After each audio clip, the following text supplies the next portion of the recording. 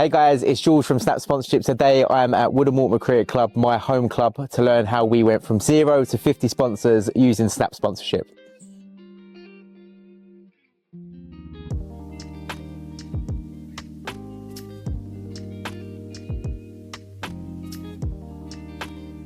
So what challenges did we face as a club before Snap?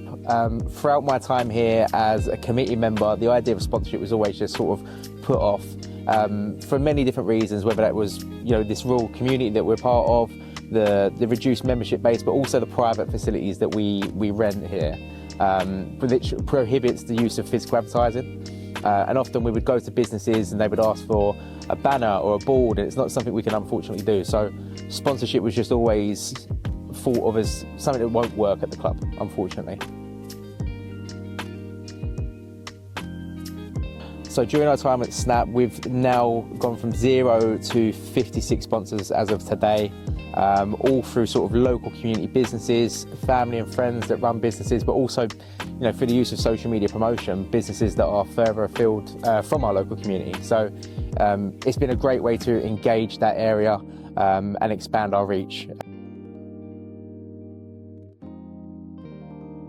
Snap has helped to secure sponsors in loads of different ways, and I think fundamentally it's about replacing that old, outdated methods of PDFs and brochures that we originally would have sent out to local community businesses. Now we've got a digital space, a digital platform that we can showcase these opportunities here at the club and connect with businesses, whether that's through emails, through WhatsApps, whether that's through social media. So it's fundamentally made it easier to promote those opportunities, simplify the information, and also transact quicker. With the use of Stripe, we're able to collect payments seamlessly, and it's been tremendous for us as a club. So our club's had loads of different things sponsored.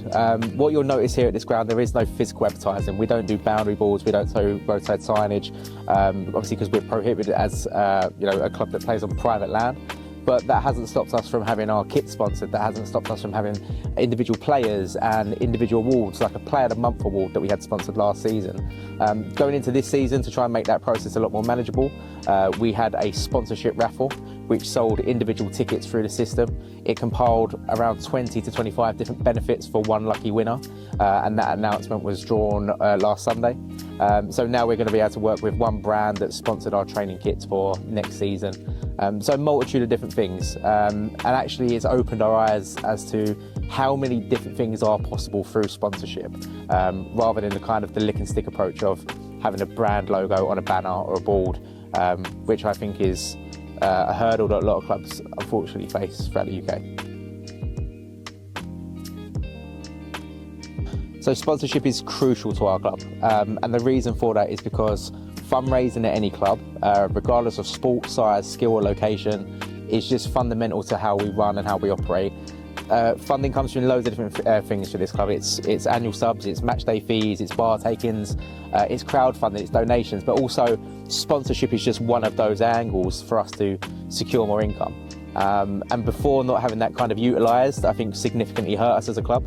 Now it's able to also fund new projects like covers and electronic scoreboards and coloured kit, and what that has done for us as a club is help us develop our image and stand in the local community, which in turn has actually brought in new members to the club. Last season we had around 20 new members sign up for us, and to be honest, that brings in new blood into the club. That brings in new members that are going to fund future projects.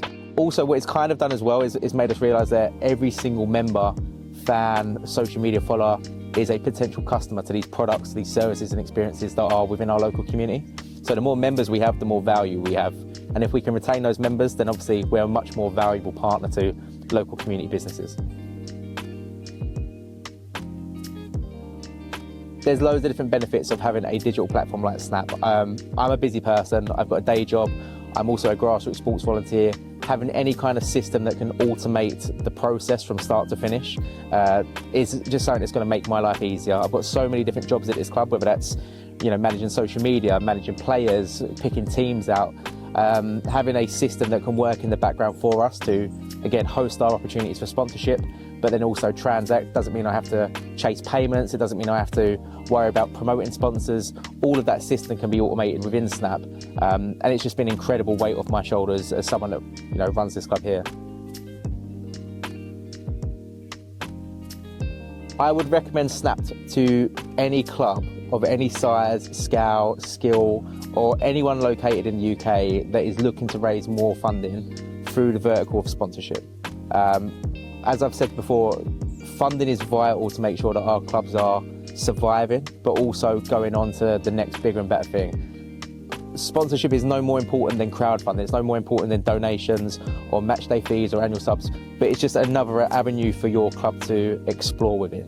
And I fundamentally believe that Snap is a tool that when used by any club, it will move them in the right direction. So I would 100% recommend any club to check out Snap.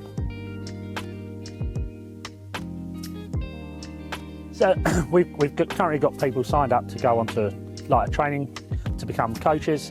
So we can do youth cricket, we can do Dynamos cricket during the summer, and try and build the club's standing within the area, because there's a lot of people out there that could have access to this ground that are probably not aware of it, and we need to raise that, and that's what this will do. Yeah.